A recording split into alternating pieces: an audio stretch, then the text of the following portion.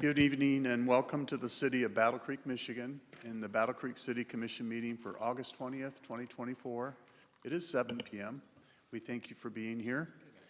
We're going to start with a moment of silence for our invocation, and then we're going to have the Pledge of Allegiance led by our Vice Mayor, Sherry Sophia. Would you please stand for a moment of silence, and then we'll have a pledge by Vice Mayor Sherry Sophia.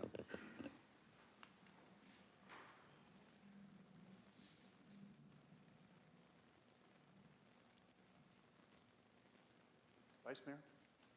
I pledge allegiance to the flag of the United States of America and to the republic for which it stands, one nation, under God, indivisible, with liberty and justice for all.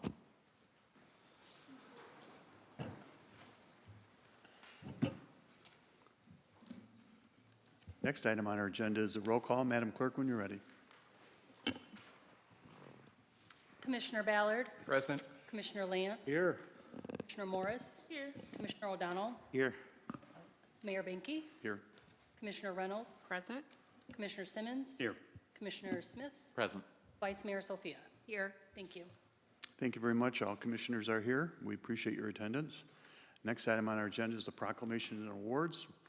I'm going to have our Assistant City Manager, call out the property owners, and if we could assemble down in front, I'd appreciate it very much, and we're going to present a nice gift for each and every one of you. Thanks. Thank you, Mayor. I'll give you just a minute to get around.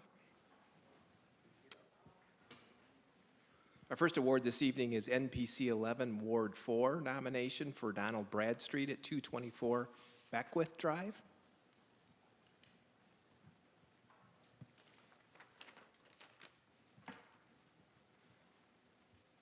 From NPC 1 Ward 3, a nomination for Deborah Decker at 31 Grebel Street.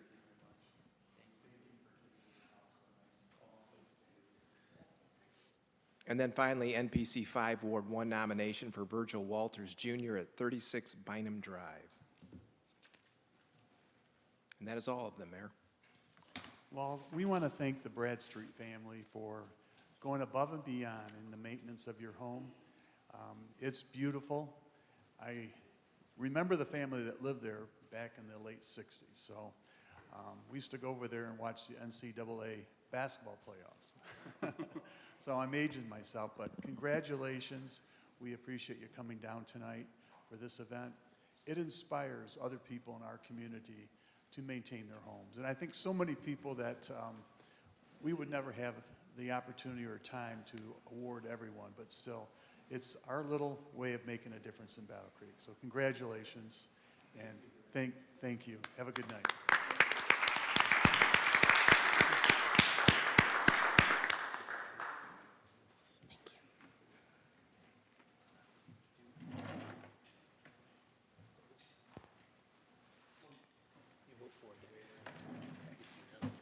Thank you. Next item on our agenda is a presentation, and I'm going to turn it over to Assistant City Manager Ted Deering to make the announcement. Thank you, Mayor. Yes, Aaron Kuhn, our Revenue Services Director, who everyone is familiar with, is with us this evening to present the preliminary year-end financials for fiscal year 24. Thanks, Ted. Thanks, Mayor, Vice Mayor, Commissioners, for the opportunity to present and discuss the preliminary June 30th, 2024 year-end financial statements for selected funds. For the benefit of all of us, while there are multiple years of information going around, I want to point out that these statements to you are for what we call fiscal year 2024 and are for the year that began July 1, 2023 and ended June 30th, 2024. To keep things confusing, we are 2 months into the new fiscal year 2025. So for me and our finance department staff, we really have to concentrate on what year we're talking about. In the last little over 1 year, we had the retirement of our former Revenue Services Director, Linda Morrison, and that led to the individual promotions of 3 folks in our finance department. Several of our finance staff are still learning their new jobs as we play musical chairs, and I'd like to call out our entire finance staff for the hard work that they're doing to get things posted for this presentation in as timely a fashion as they are able. We continue to make adjustments and perform reconciliations in preparation for our auditors. These adjustments will continue for another 5 weeks or so until the arrival of our auditors in mid-October. The final audited statements will be presented to the commission in either late December or early January by Raymond Robson. This budget status report highlights the general fund as well as the major and local street funds and the water and sewer funds. I'm happy to report that revenues over expenses for the general fund preliminarily show a positive $2.1 million. This is a favorable difference from the $509,000 adjusted budgeted addition to fund balance. The current adjusted budget includes the year-end general fund budget amendment that was approved by the City Commission in June. Revenue for the year came in at 104.87% of budget and 10.7% over the prior year. Income tax revenue is 4.2% higher than the prior year. It's certainly difficult to anticipate this revenue source on a year-to-year basis, but I'm certainly relieved to be sharing this positive variance versus the alternative. The budget for interest income was increased $650,000 with the year-end budget amendment. Current year actual numbers are expected to exceed $1 million based on our year-end estimates. This is reflective of the current interest rate environment. Recreation revenues for the year continue to be a welcome surprise. Recreation charges for services were $366,000 over budget and 4% higher than the prior year. The golf course again exceeded expectations with revenues over budget by $264,000. Of the $2.6 million charges for services, recreation revenue, $1.5 million is from the golf course. The year-end budget included a transfer from the American Rescue Plan Act, or ARPA fund, for lost revenue, general government services in the amount of $1.7 million. Preliminary results show that as budgeted revenue called transfer from other, but only $574,000 has been utilized, and those ARPA funds will be used in fiscal year 25. General fund expenses, total expenditures are at 101.52% of budget, but accounts payable for the June 30th, 2024 year-end continue to be intermittently processed. The reasoning for it being at 101% of budget is that the city received $5.1 million from the Protect My Pension Grant, which was a state grant to get pensions, underfunded pensions up to 60% funded. Guidance that was issued by the Michigan Department of Treasury required that the city recognize this as both a revenue and expense on our ledger, despite never seeing the money, because it went straight to our pension provider, MERS. Preliminary results show both the police and fire department budgets came in under the adjusted budget for expenditures as well. Major and local street funds. Preliminary results are better than budget, primarily due to expenditure savings in the major street fund, which came in at 65.7% of budget, as well as higher than expected revenues for the local street fund. Sewer fund revenues have increased 8.5% from the prior year, and revenues in the water fund have increased 4.3%. Expense budgets in both the water and sewer funds included amounts for substantial capital projects around town that are underway. This contributes to the sewer fund showing 82.7% of budget and the water fund at 111.4%. There are a couple of reasons for the variance in the water fund. There's a spend down of the bond proceeds that were received in May of 2023. And additionally, there are projects in the water fund that will be capitalized and moved to the balance sheet, causing that percent of budget to drop below 100%. Also contributing to the below expenditure budget in the sewer fund is the debt service. And this is attributable to an interest subsidy that we receive for the qualified energy conservation bonds. And that was $183,000 for fiscal year 24. And at this point, I'd be happy to answer any questions.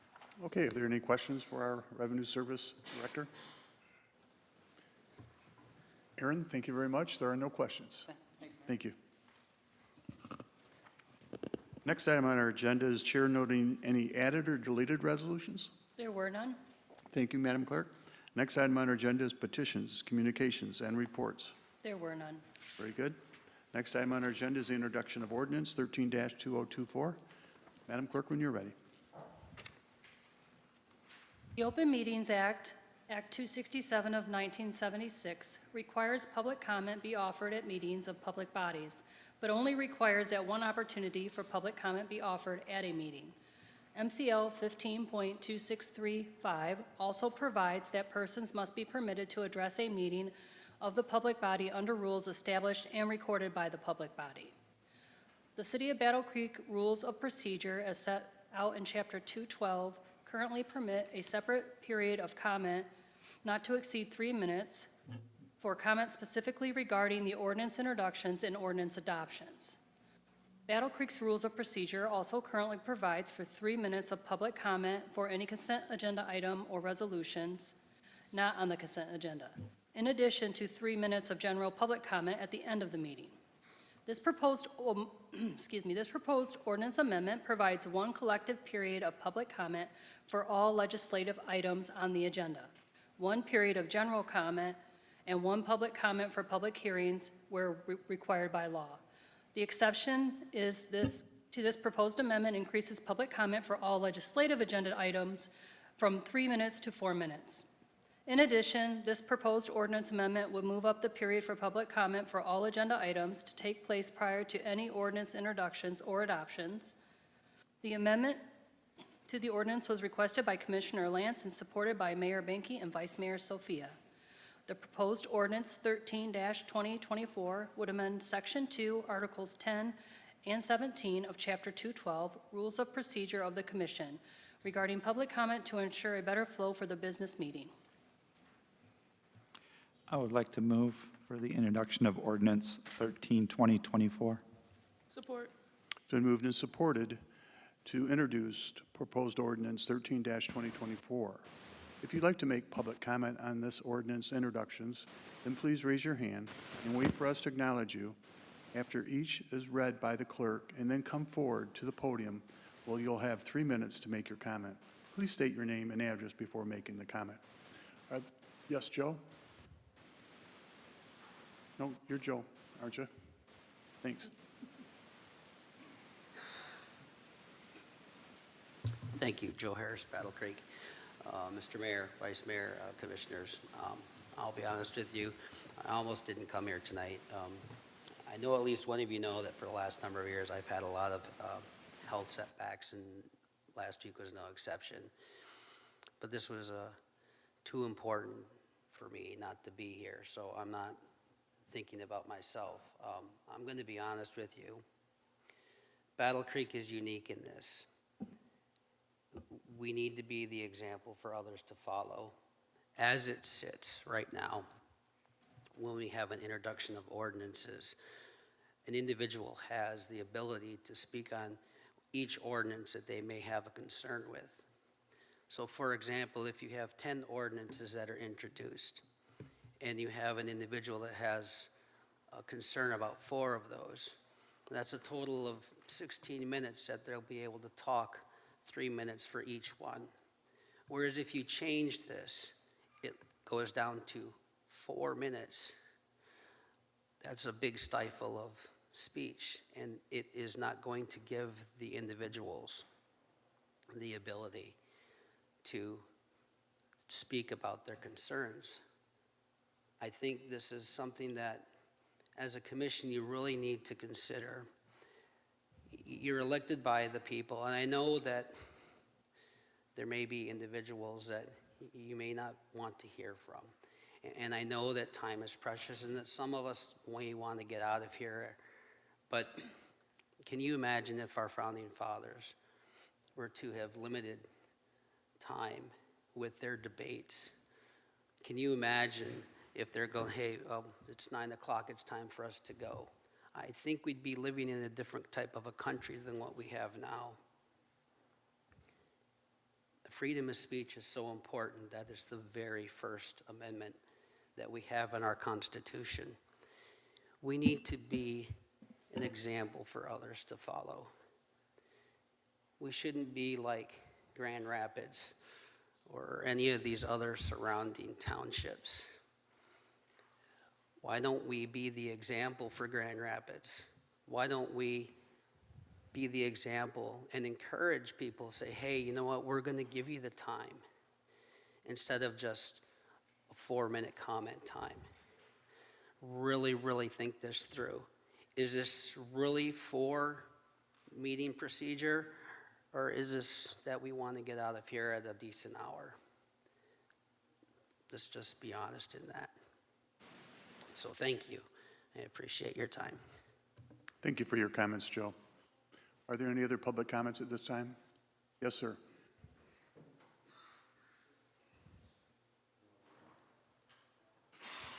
We'll go to David after this gentleman. All right, David, thank you.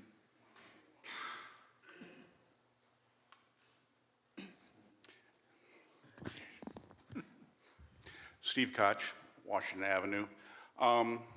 In your consent agenda, you had stated that it is a business meeting.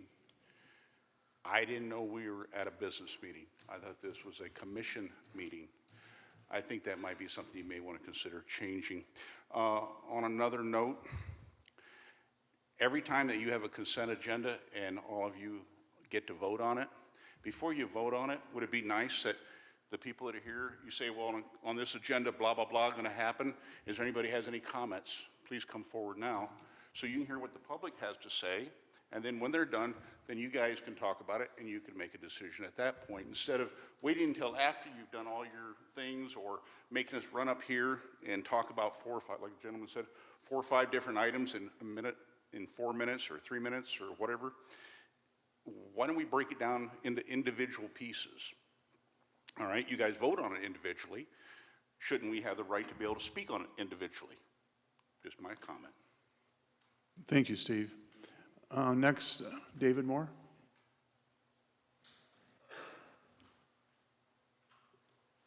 David Moore. I'm against cutting public comment.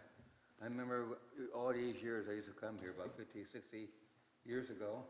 We used to have a meeting every week. We have all the agendas, we read off. And we had 5 minutes of public comment. We've just been cutting these meetings less and less and less. We're cutting it right down to nothing.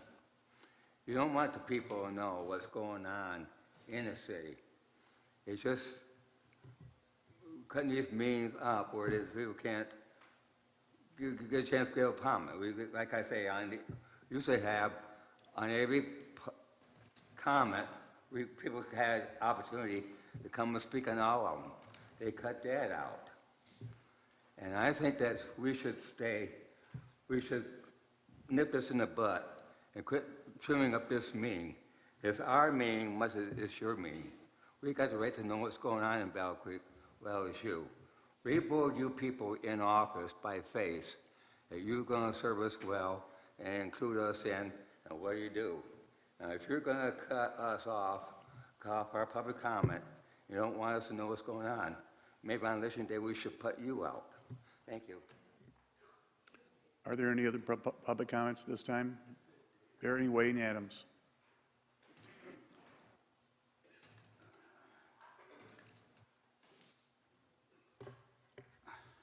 I'll say my name again, Barry Wayne Adams, 622 West Green Street. The gentleman from Marshall.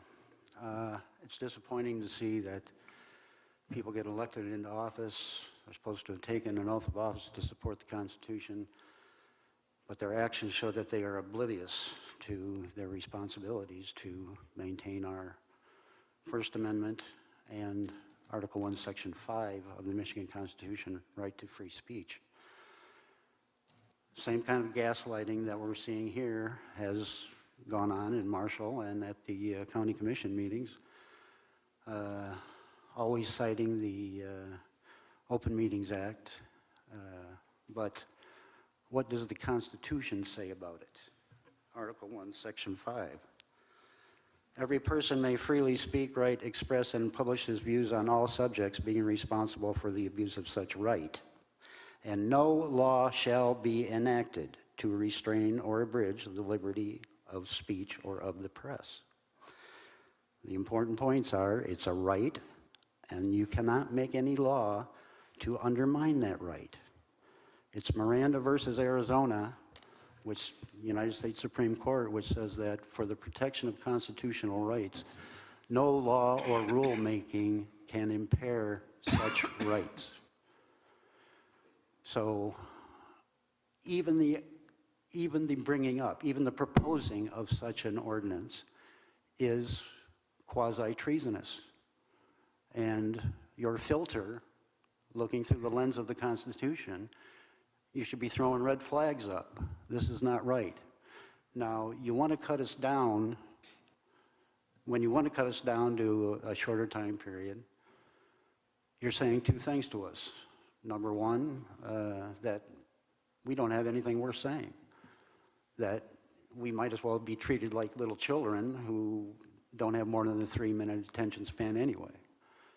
And complex ideas take longer to explain.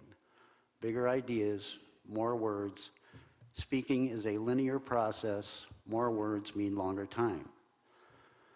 If you want some serious ideas, instead of just this shallow, mutual back-patting and, the continued encroachment, as David was talking about, I mean, it's been this slow nipping away of the right to free speech, was one of the most integral rights of American citizenship. You should be very aware of what your obligations are, and that if you do approve of this kind of thing, you make yourself liable as state actors operating under color of law. And, the federal marshals could do a lot of things. Your time is up. Thank you very much, Barry Wayne Adams. Are there any other public comments at this time? Autumn Smith, please.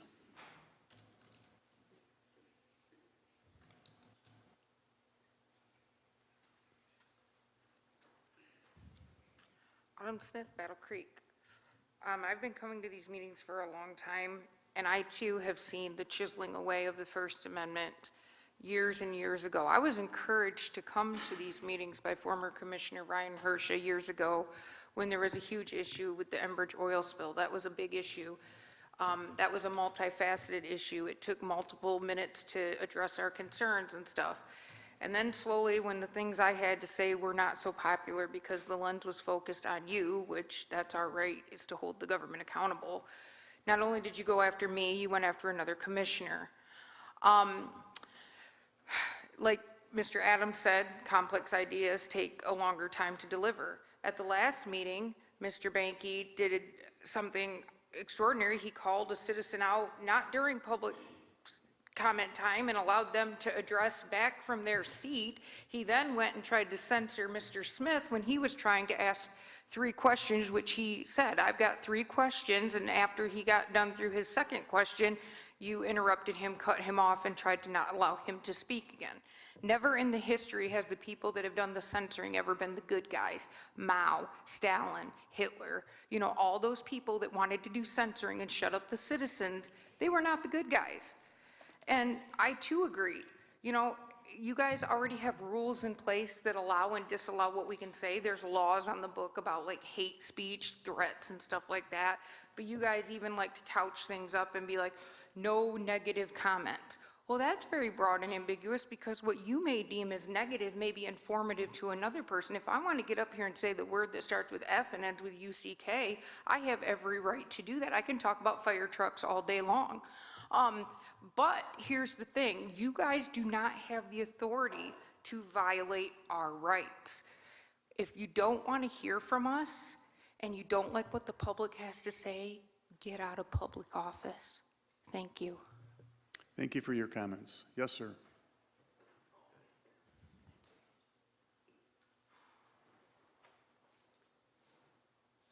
John Paul Wilson, 93 Garrison Ave.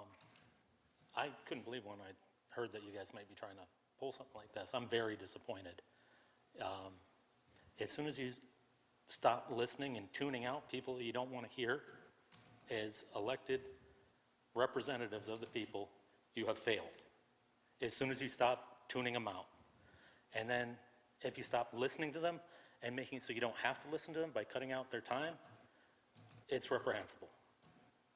don't turn back on this. I've talked to several of you at length after NPC 4 meetings. And it takes a lot more than 3 minutes to get certain concepts and ideas across. And then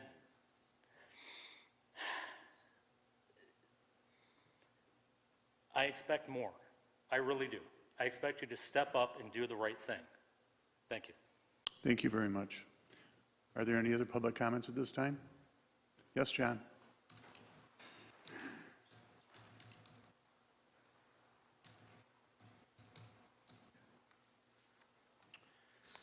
John Kennefic, 234 South Avenue. Again, I'm going to have to point out a history of about in 2001. If the mayor of Battle Creek at that time, his name was Binky, hadn't cut off the cameras while people were speaking in public comment, I probably would have been in front of you.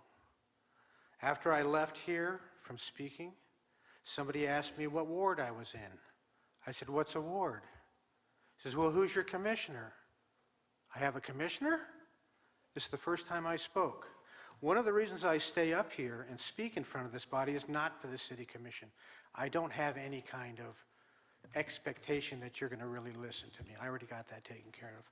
I speak to the people behind me and for the cameras, and unfortunately it's no longer on the public record, which they used to record but barely do nowadays, but they certainly record what you say and what government employees stand up here and say almost verbatim. It's kind of a censorship issue. Since that time, you've diminished the public speaking. You've knocked it down and down and down.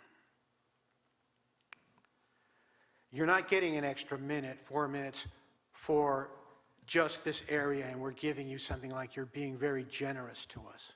You're not. Because if you do everything according to this ordinance, you'll have 4 minutes with the introduction and adoption of ordinances, plus everything else, but not public comment. That's a total of 8 minutes for the entire commission meeting.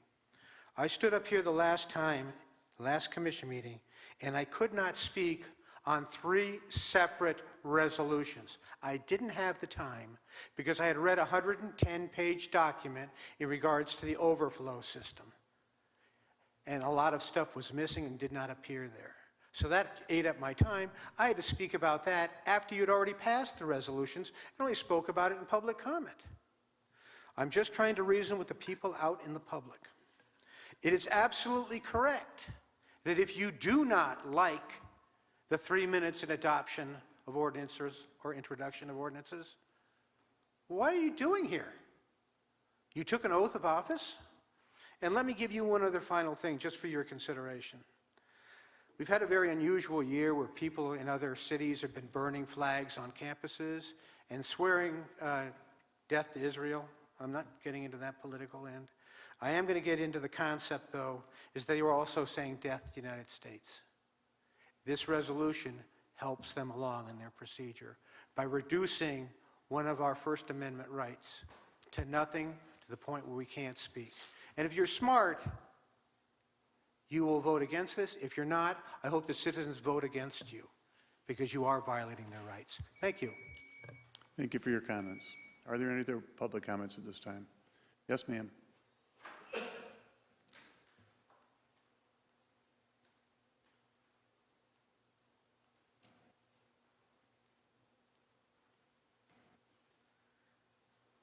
Melody Tyner, Washington Avenue.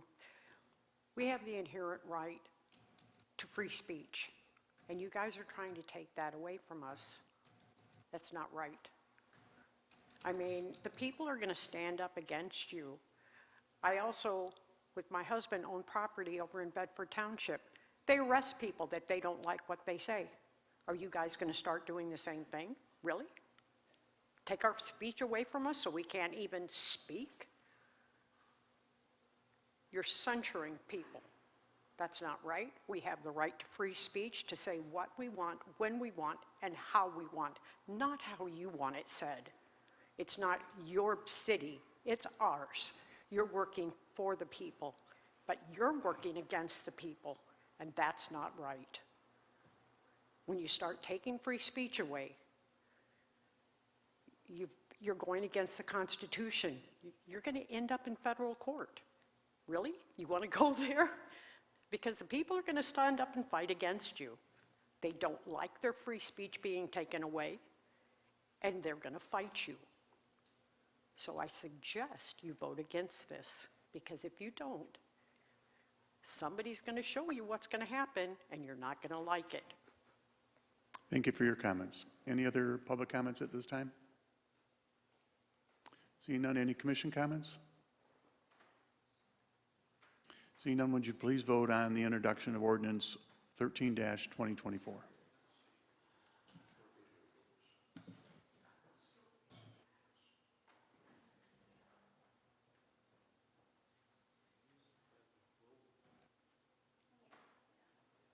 The introduction of the ordinance has been approved. Next item on our agenda is resolution, the introduction of ordinance 14-24. Madam Clerk, when you're ready. The proposed ordinance 14-2024 will amend section 208.06, awarding of contracts, of Chapter 208, Purchasing, Contracts, and Sales, limiting the authority of the city manager to enter into contracts directly benefiting the Transportation Authority of Calhoun County without first obtaining city commission authorization. I would like to move for the introduction of ordinance 14-2024. Been moved and supported to introduce proposed ordinance 14-2024. Are there any public comments on this? Yes, Autumn Smith.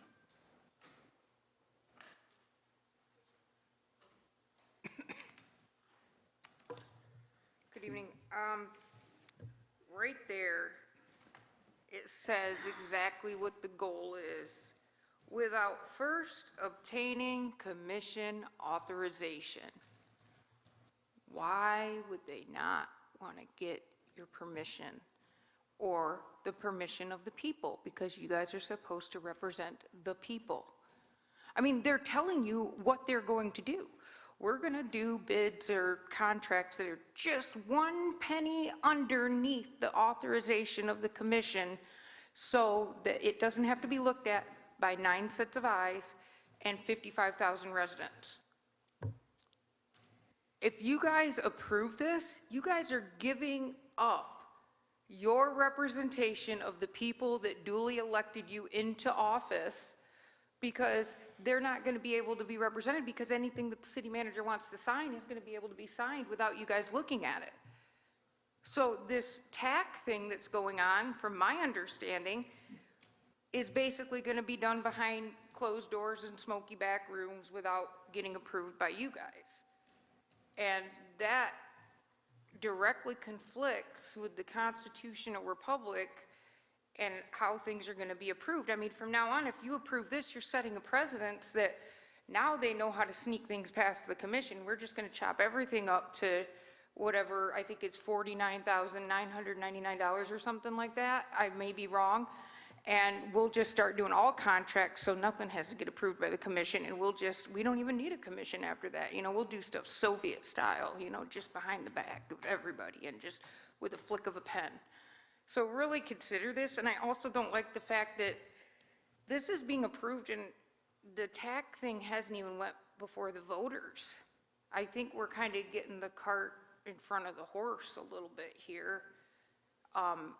Order of operation and stuff like that. Shouldn't things like this, you know, how can we authorize a city manager to execute something that may or may not happen that has not been voted on by the people?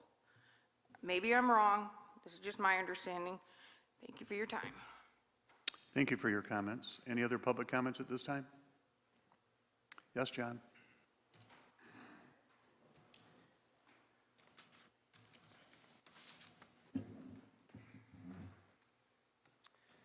John Kennefic, 234 South Avenue.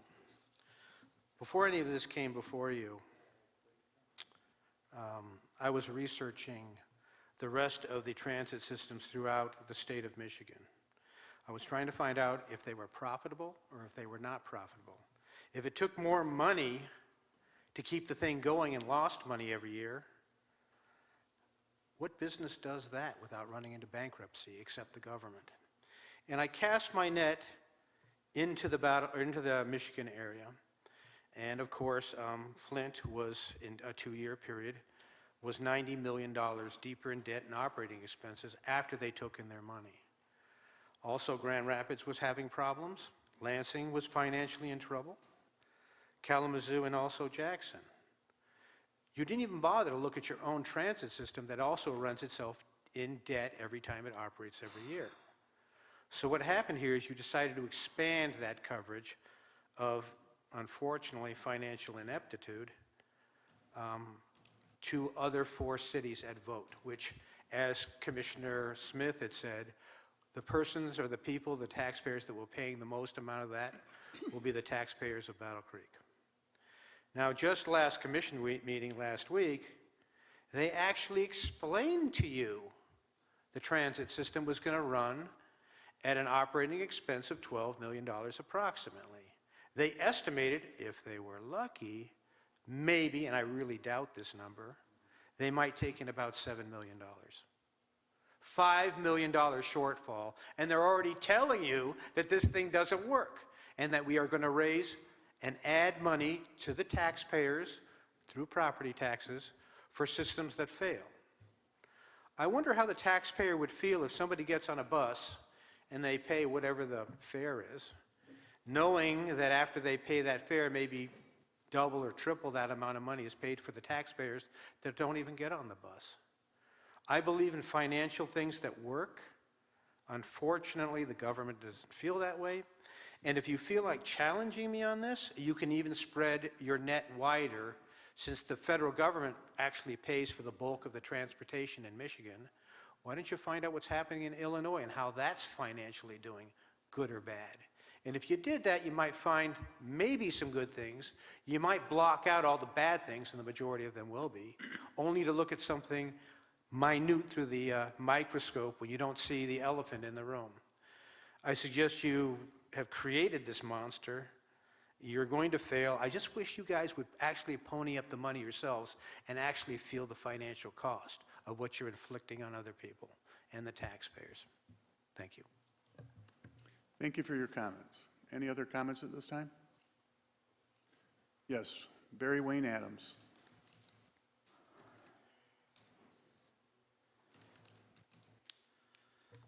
.622 West Green Street. Right off,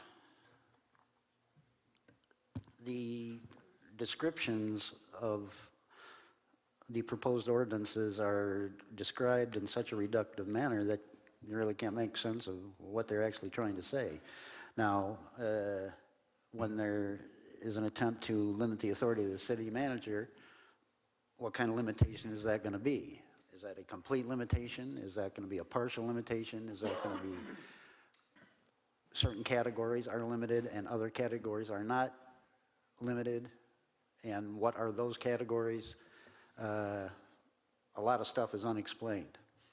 And just like John is saying, everything from the onset, I mean, you're acting as like it's business as usual.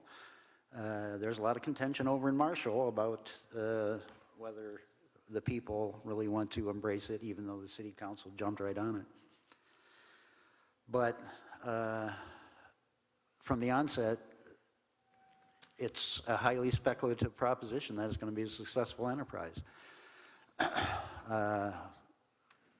All the townships, as soon as the initial proposal came up, that was supposed to be a county-wide network.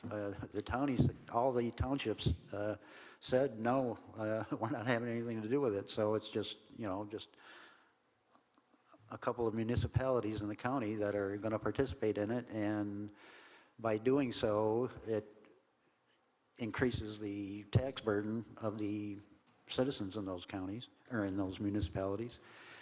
And still, you can bring a horse to water, but you can't make him drink. I mean, you might be investing all this money to try to set up a bus system, but like I said at the last meeting, riding on the bus is the least preferable choice of personal transportation. If anybody ever can get another way to get around somewhere besides riding on a bus, they will take it. And these plans, you know, that are coming down from the corporate ivory towers that are supposed to be, you know, blessings upon the common people, because, you know, nobody with above a $15,000 income is going to be using it, that it's going to be a pretty speculative thing, and I'm sure there's going to be a lot of feedback coming down the line that is reading from the book of I Told You So. Thank you. Thank you for your comments. David?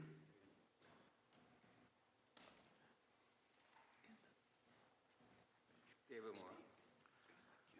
I support the transit, the county transit.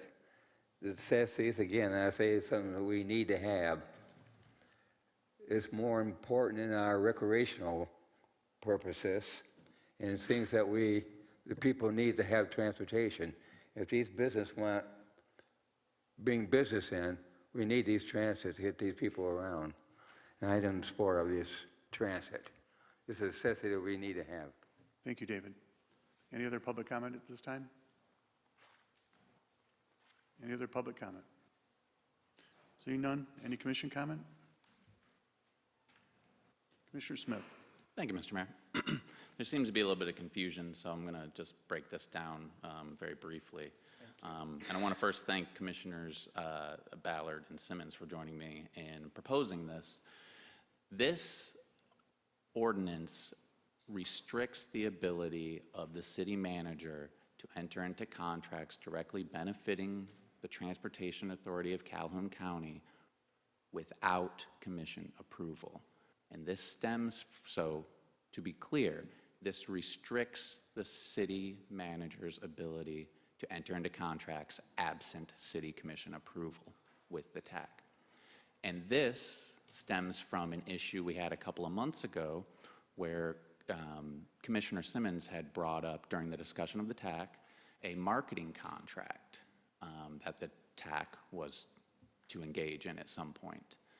And we had this discussion publicly, and the city manager and the chair of the Transportation Authority of Calhoun County, neither one of them spoke up when Commissioner Simmons brought up this marketing contract. Neither one of them spoke up to say that that contract was already inked weeks ago, months before the conversation even took place. And you ask yourself, well, how does this happen? So I figured it out.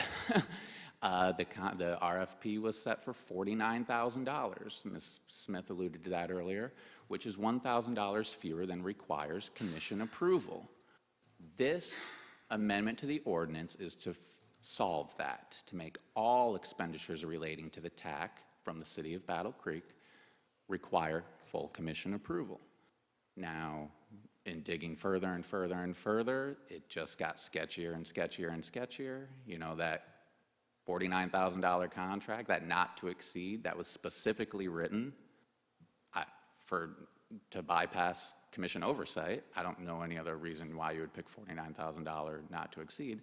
That contract was approved by a TAC subcommittee. A subcommittee that consisted of 2 administrators and 1 member of the TAC. A subcommittee that did not meet in public. There were no minutes, and they spent Battle Creek city money. I'm not suggesting any of it's illegal. I do think it's less than a best practice, however, because we did approve some amount of money as part of the budget process years ago with ARPA. I'll take that. But whatever it is, this happened not in the light. And this is an effort to put it into ordinance, to bring it to light, to say the city of Battle Creek isn't going to give the TAC any more money without this body approving it. And I think, you know, that's our job, right? That's what we do. That's why people sent us here. We can vote up or down on it. The excuse of expedience and gosh, it would take longer if we didn't have to deal with this burdensome public body is not acceptable to me. So that's what this is for. Thank you, Mr. Mayor. Thank you for your comments. Commissioner Morris. I will not be supporting this because if we are going to change our policy as a whole, then that is something that I'm willing to discuss. But just picking one specific entity to say that we're going to focus our policy on, I'm not going to support that. And as far as that subcommittee, I sat on that subcommittee along with 2 other members of the TAC, 1 representative from the county and 1 representative from Springfield. We had a certain amount of money that was already given to us, just as was mentioned by Commissioner Smith, and we could not exceed that amount of money. It's not that the TAC wanted to stay under $49,000. It's that the TAC had a certain amount of money that we could spend to begin with. You can't spend money that you don't have. So the money that was allocated to us is the money that we could spend. So when we put out that RFP for all media groups to respond to, we had guidelines for that RFP, so that's what was responded to. We did not pick anyone because it was under $50,000. We had a very robust discussion, and you're right, we are trying to get more public, but this is a very new group. And like I said at the last meeting, we're creating bylaws and building this group from the ground up. You heard at the last meeting, we just got a website, so hopefully soon we will be more public. But until then, I invite you all to join us at the TAC meetings in Marshall. The next one is going to be this upcoming Tuesday at 9 a.m. in the Marshall City Hall. Thank you, Commissioner, for your comments. Commissioner Ballard? Thank you, Mayor.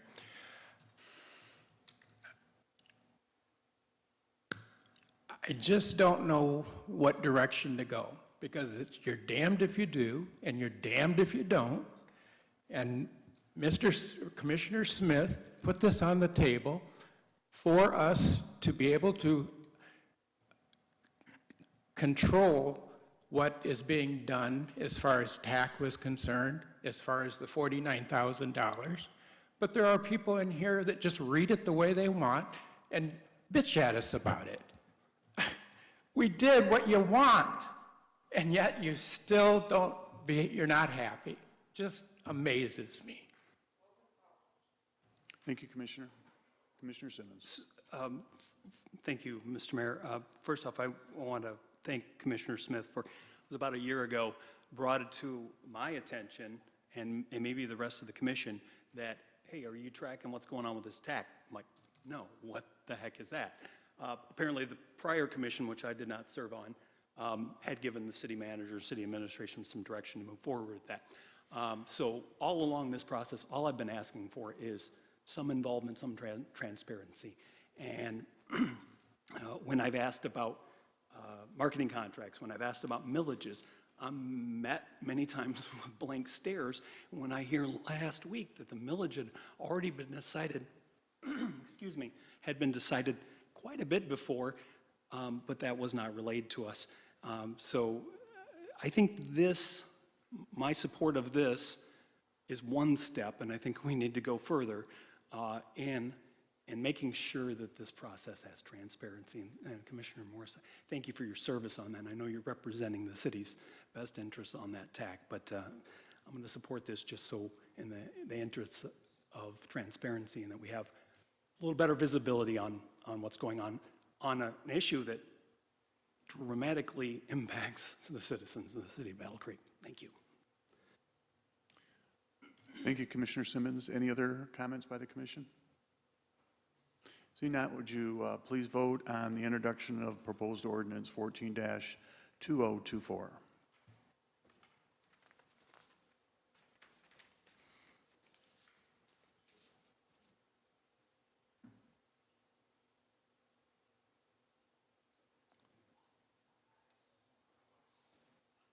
The proposed ordinance 14-2024 has not been introduced. Next item on our agenda is public comment regarding consent agenda and resolutions not on the consent agenda. If you'd like to make public comment regarding the consent agenda and resolutions not on the consent agenda, please raise your hand and we will acknowledge you to come forward to the podium. You will have 3 minutes to make your comments. Please state your name and address before beginning your comment and indicate which resolutions you are speaking to. Are there any public comments at this time? Autumn Smith and then Barry Wayne Adams afterwards.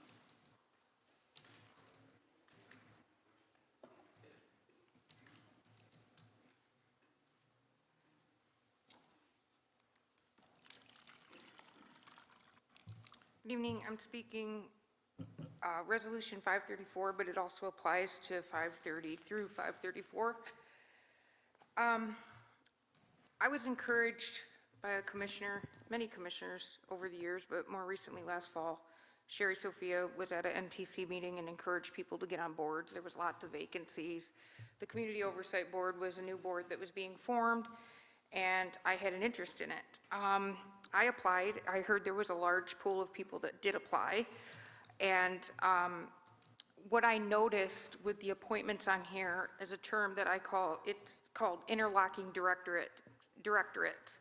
Interlocking directorates act as a communication channel enabling information to be shared between boards via multiple directors who have access to inside information from multiple companies or institutions. The system of interlocks formed what is called a trans-corporate network, overreaching sectors of business, government, nonprofit, NGOs, organized religion, and education.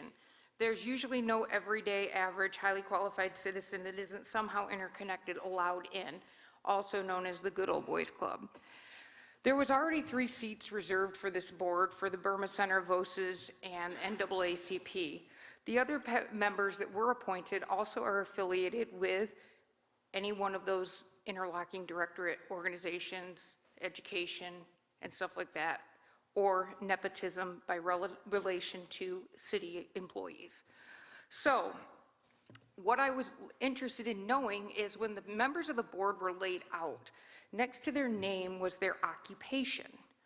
Many people have a 9-to-5 job or something like that, but that doesn't necessarily mean they're qualified based on the 9-to-5 job that they hold.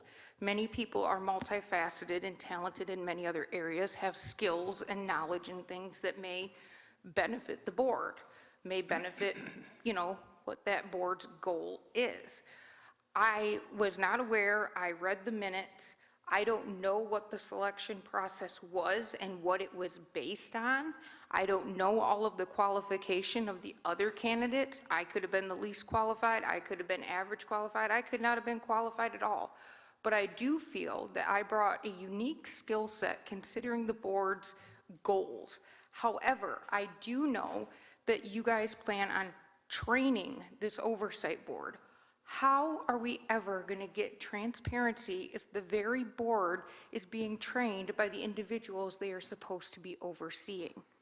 Thank you. Thank you for your comments. Barry Wayne Adams, no?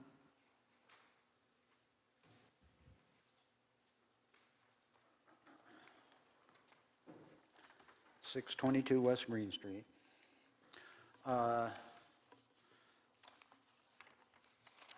Resolution, whoops.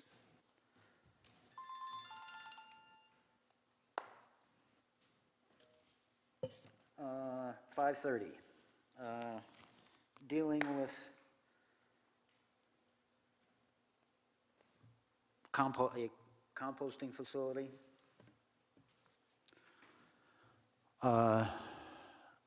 And there are inherent problems with trying to create a large-scale composting type situation, because when you get to that level of debris accumulation, you can't help but get lots of garbage and plastic and other stuff in it. Marshall has a composting facility. People like to bring their stuff there, but nobody likes to take anything away from it, and it's turning into a dump. And really, anybody who is serious about composting as part of their homestead, being productive at home kind of activities with their gardening, it's certainly advisable to not ever use these composting facilities, because you're going to be, getting a lot of garbage bringing into your garden, and you should probably compost this, do all your composting yourself.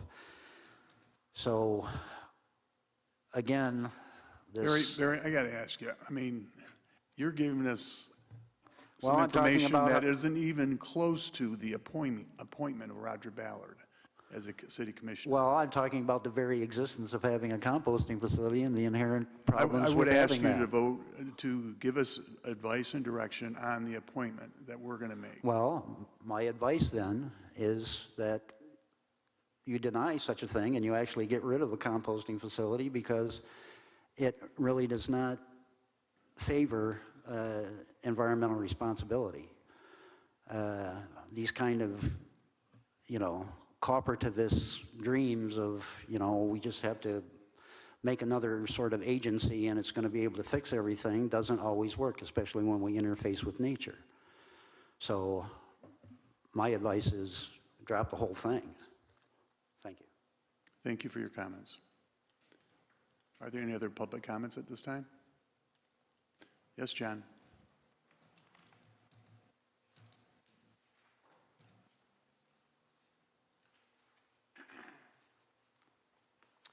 John Kennefic, 234 South Avenue.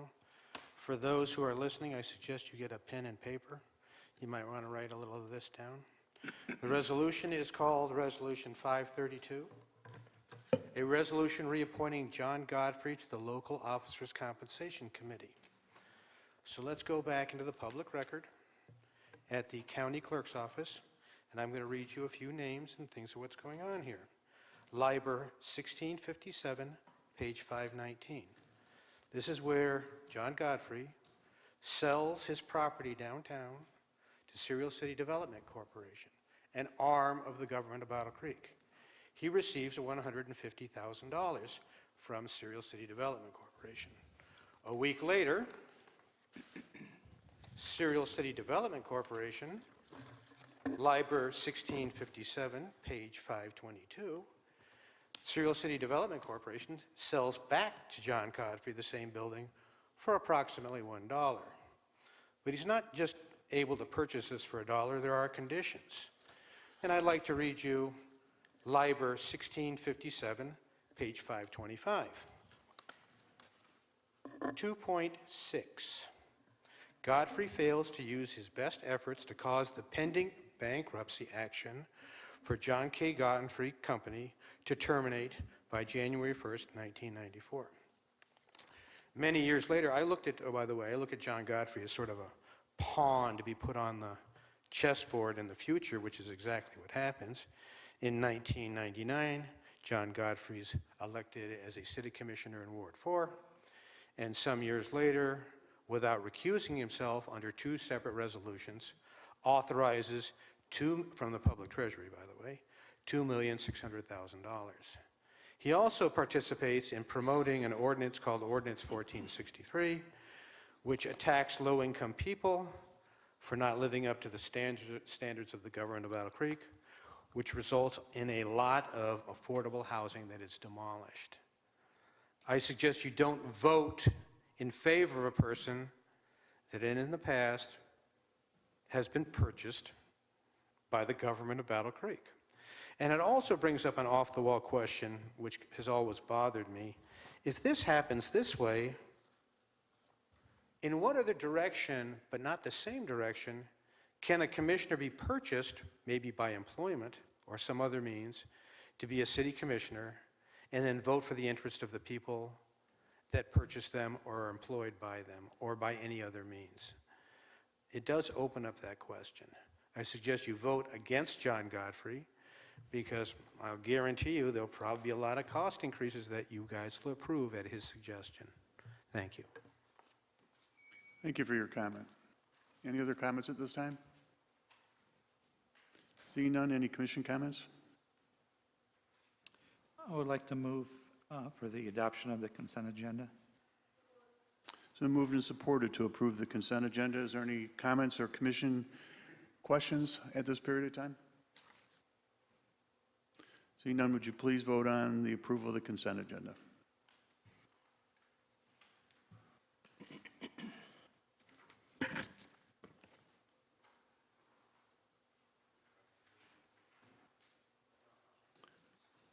The consent agenda has been approved. Next item on our agenda is Resolution 536. Is that correct, Madam Clerk? Yes. Thank you. This resolution seeks authorization for the city manager to execute grant agreements for the fiscal year 2025 Medicaid CHIP-led Hazard Control Program, agreement number E202-52124-00, and fiscal year 2025 Lead Health Safety Program, agreement number E202-52118-00, with the Michigan Department of Health and Human Services, MDHHS. I would like to move for the adoption of Resolution 536. It's been moved and supported to approve Resolution 536. Are there any comments by the commission? Seeing none, would you please vote on Resolution 536?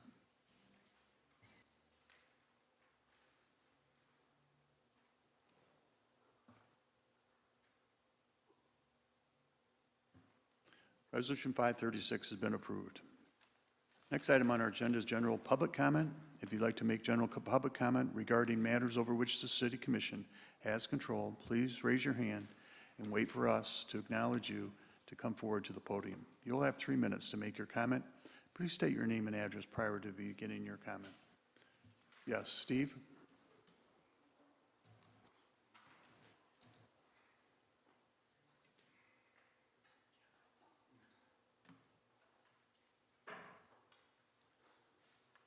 Seem to be the only one coming up here besides a few others. Steve Koch, Washington Avenue North, my ward commissioner is here, of course.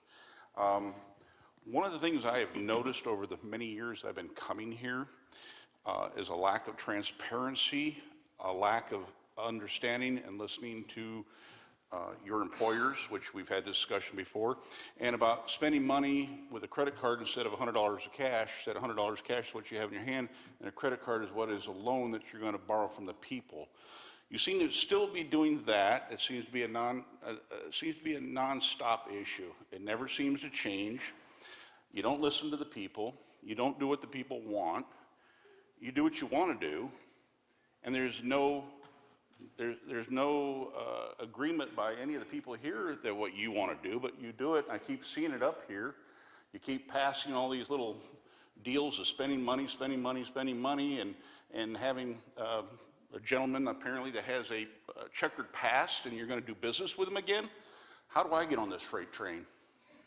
Seriously, I mean, how do I get on this freight train? Who do I need to know that I need to make millions of dollars off of building the police department that's already built and maybe cleaning the windows and getting paid a couple $1 million for that a year? I'm just wondering. And another thing I'm going to ask you is, you call this a corporate or a business meeting, okay? One thing I've noticed in the City Hall, in this whole building, I've yet to see a Constitution on a wall. Is there a Constitution on a wall anywhere? Can anybody tell me where there's a Constitution on a wall in any part of this building? No? How about a Bill of Rights? Do we have a Bill of Rights on a wall? Behind you, a Magna Carta? I see nothing. All I see is people who have been hired to do a job, who don't listen to their employer, spend money that they don't have, that's not theirs to begin with, that they're borrowing from their employer for things that the employer doesn't want. That's one heck of a business model. I know that the government is not supposed to make money, but how about let's not waste money, okay? Have a wonderful day. Thank you for your comments. Yes, David?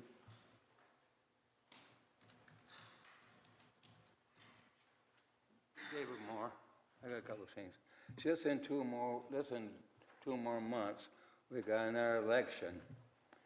We got an opportunity to make changes and change directions. We may find a big surprise in this next election. We may, for once, go into a liberal direction. And I've been coming here for 50, much as 60 years sometimes, and I hasn't changed a bit. We have almost the same people, and we had these things we haven't done, the directions we've been going. We've been the same direction for 50 years. We haven't seen a change in this commission in about 50, 60 years. And so remember, in 2 weeks from now, we got an opportunity, 2 months, make a choice.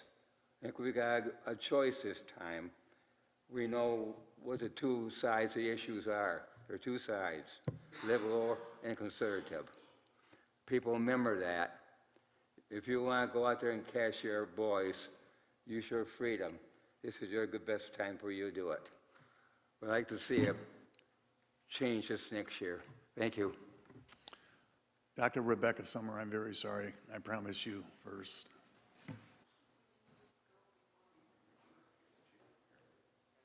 Would you like to go first? Thank you. You can.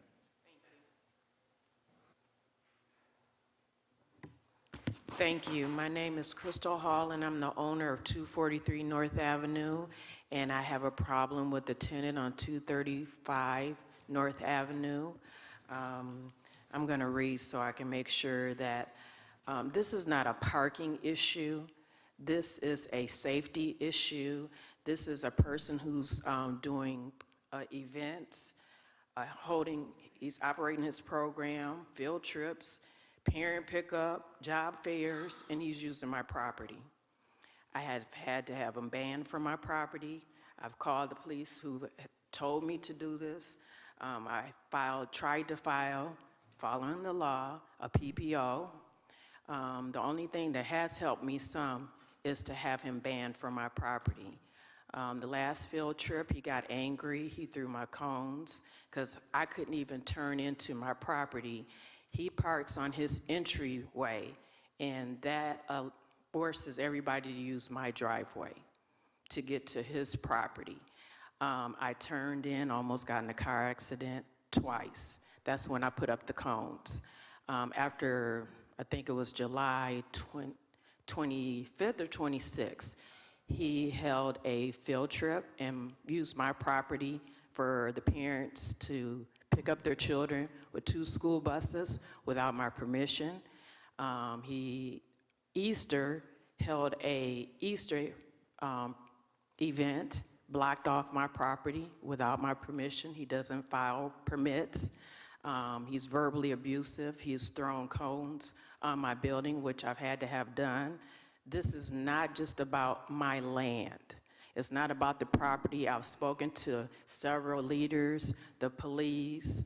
I'm trying not to say names, but just because you do have a grant does not give you the right to violate my rights. I own my property. This gentleman does not own that property, and he's utilizing my property and my neighbor's property without a permit, and he has been verbally abusive to me. I've been called a female dog. I've been told I don't want to do things for the children in front of his staff or whoever's there for his program, and in front of people, because I still utilize my building. Even though I have it up for sale, I still utilize my building. So I have had leaders in the community see him, and I also sent you guys, everybody on the panel, pictures, videos of him being aggressive. The reason I'm really saying that, I don't feel safe coming to my property anymore. I should not be made to be put in fear coming to my property. I've only come, sorry, thank you. Thank you, ma'am. Thank you, Crystal. Doctor?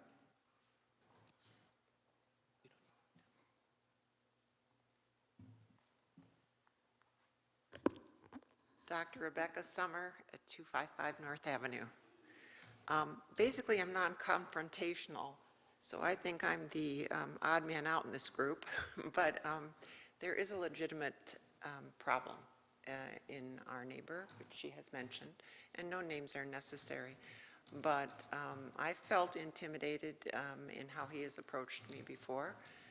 I defused it. I didn't handle it. I didn't handle it in a way to let him know that, but I did. My property was used without my permission.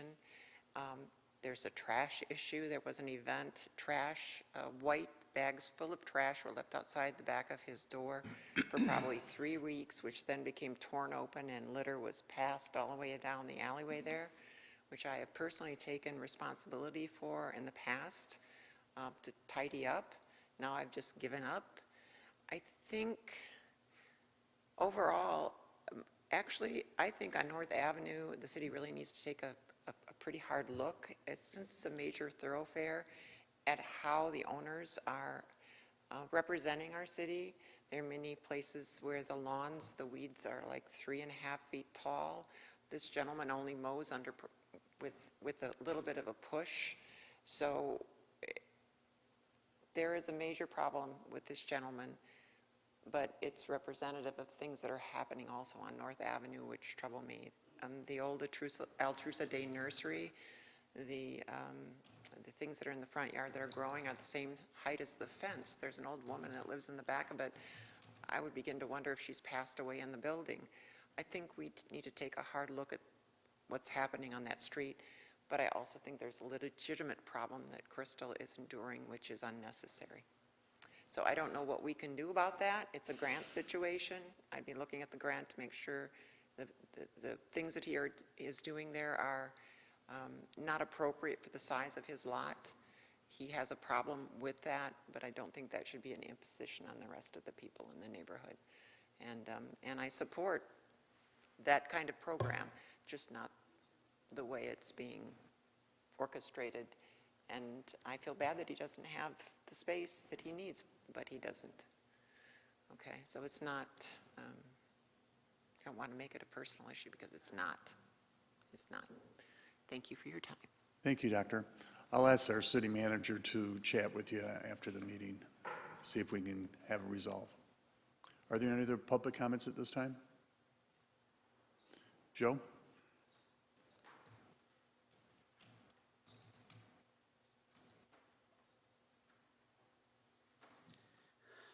Joe Harris, Eldridge Street, Battle Creek.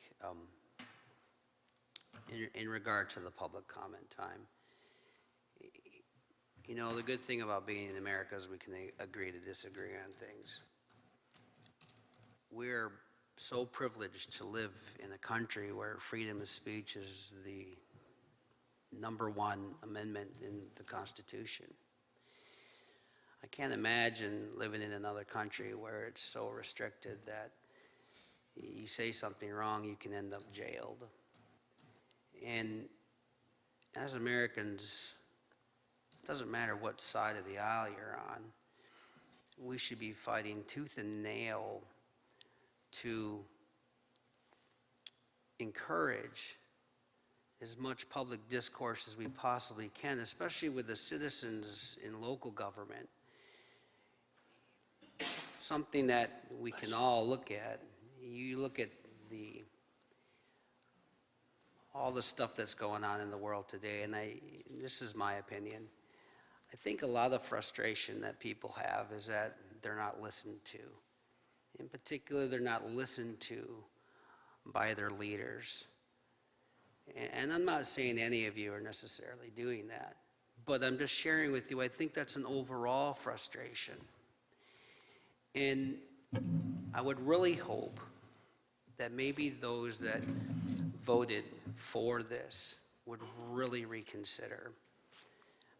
You know, go look at the beginning of our country, look at our history, look at the discussions that they had, look at how important this is. You know, Battle Creek, I still believe, has a chance to, you know, buck against the system, I guess, if you would say.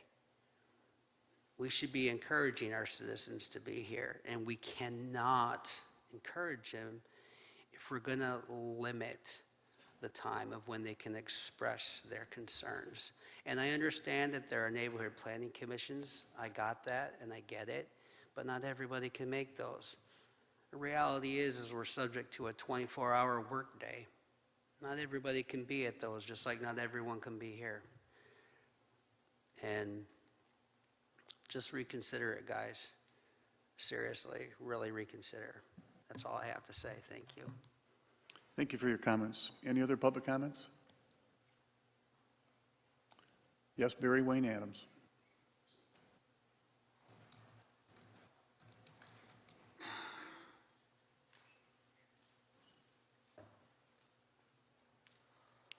(622) West Green Street. To try to possibly help Mr. Koch with some of his concerns about what you guys are doing, and the characterization of your activity as being business, well, that's couldn't be more truthful. What we've discovered after tremendous amount of research on the law library, because that's where you really find where our history is. The United States was converted into a corporation which went under permanent bankruptcy back in 1933. And at that time, which this was what was pushed by the propaganda newspapers as being the New Deal, but actually it was the perfected conversion of the republic into a system of corporate fascism. And if you want to read about it in more detail, there are two books you can get. One is Constitution, Fact or Fiction by Dr. Eugene Schroeder, and The De facto Government of the United States by Charles Weisman. And at that time, 1933, March 9th, with the enactment of 48 Stat 1, which was the Banking Conservation Act, the legislature gave permanent approval for all executive orders issued by the executive branch, effectively putting it under permanent martial law. This has been verified by United States Senate Report 93-549, which goes into detail as to the engine of encroachment that has been going on constantly since that time to slowly eat away the rights of Americans, property rights, rights to liberty, and life itself. We now live in what's called a system of fee simple, whereas we are supposed to be existing in a system of allodium, which means there is no real personal ownership of real property. It's merely the illusion of ownership, and if you go up and look at the title of your property up at the state, you will be listed as the tenant. So a lot of this is illusory, and we really do not have the true constitutional republic. And this can all be verified if you take time to do the homework. Thank you for your comments.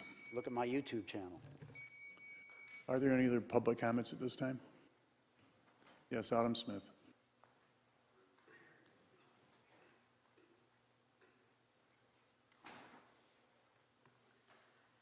Thank you. Just to piggyback off of another comment that I brought up earlier about the appointment to boards.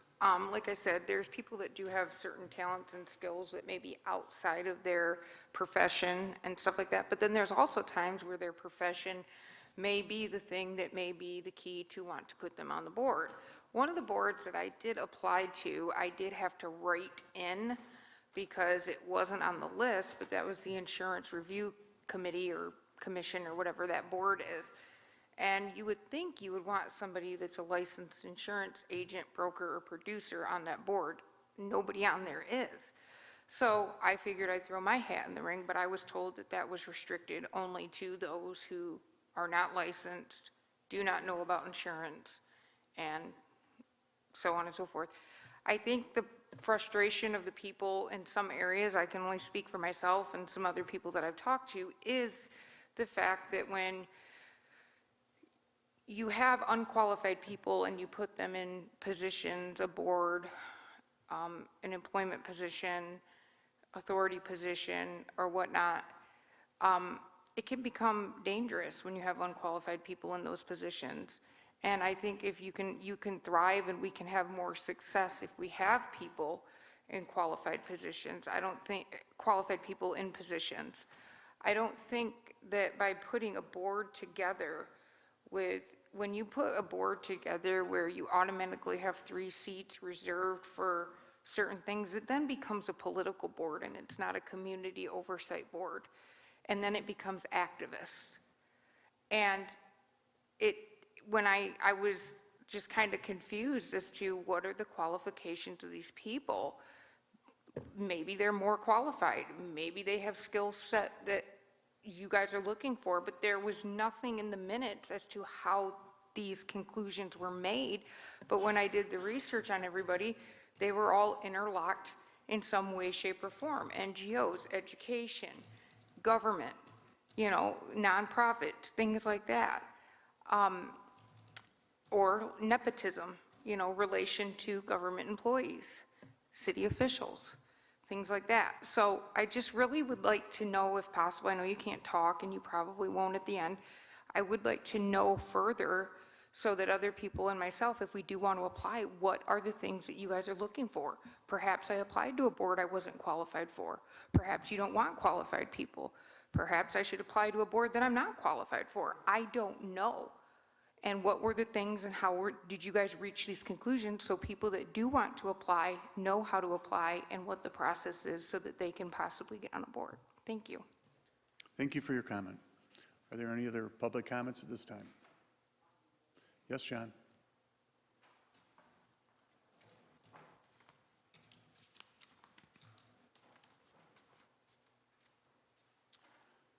John Kennefic, 234 South Avenue.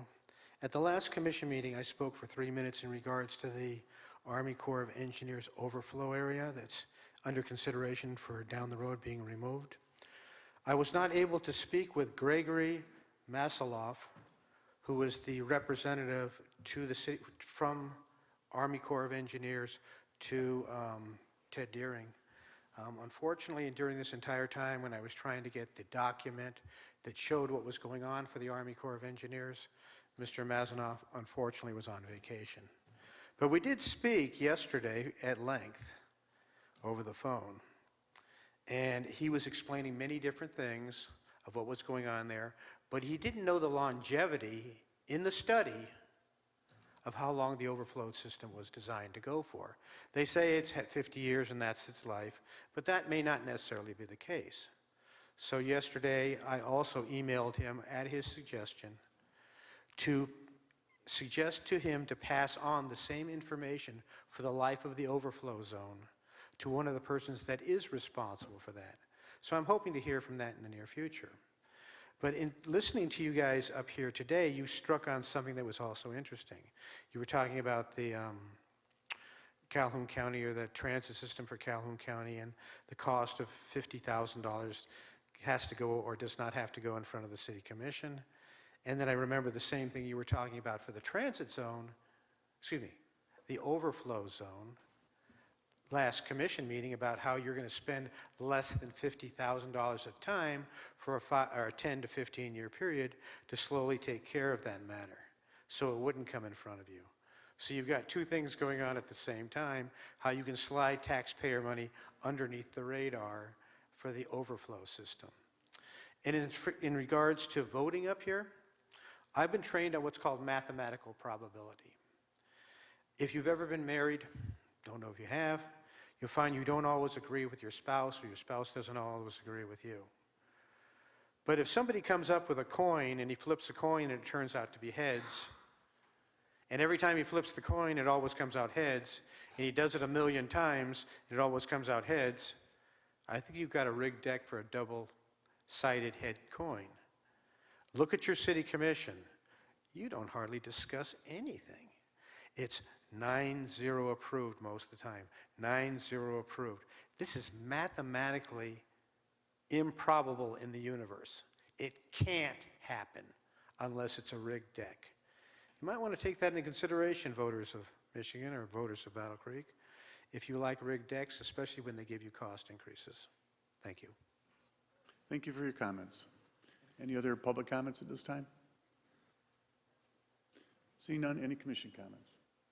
Commissioner Smith. Thank you, Mr. Mayor. It's election season. I won't be on the ballot, so you won't have the good fortune of seeing my mug at your door. But you're going to see some people, and they're going to have flyers, and they're going to say a lot. A lot of them are going to say they're conservative.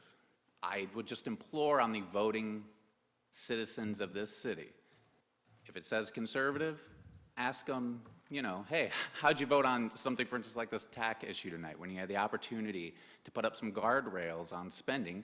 You chose not to. I mean, for all I know, we're going to give the TAC another $1 million in $49,000 agreements. I don't know. If they're liberal, to ask them about the TAC too, you know? How do liberals feel about selling the transit riding public down the river so they can, instead of being accountable to their city commission, where you can come in, you can yell at us. I know this. People have been doing it for years, right? Instead, the TAC, you're going to have to go to Marshall City Hall during the day and maybe talk to them, who are, you know, appointed by the county commissioners at the recommendation of the Battle Creek City Commissioners. So that is, you know, arm's length away is how I put it last time. A lot of people are going to talk about transparency. The TAC provides another great example for that, transparency, you know. Everybody's encouraged to come to the meetings now that the die is cast. They've already made all the decisions. The millage rate, the date we're going to do the millage, they've already spent $150,000 of our money, the city of Battle Creek, and another additional $100,000 of Springfield and Marshall and Albion, pardon me. So, I mean, geez Louise, all this has already happened, and it sounds like we don't even have bylaws yet. So, I don't understand this. This is our job. We should have adopted that policy. Everybody's going to claim to be a conservative and care about the financial health of this city and care about their role in ensuring that money does not go from A to B without public oversight. And here we are. So with that, thank you, Mr. Mayor. Thank you for your comments. Any other public comments, commission comments? Commissioner Ballard? No? Okay. No. I'll adjourn the meeting then. Thank you very much for being here.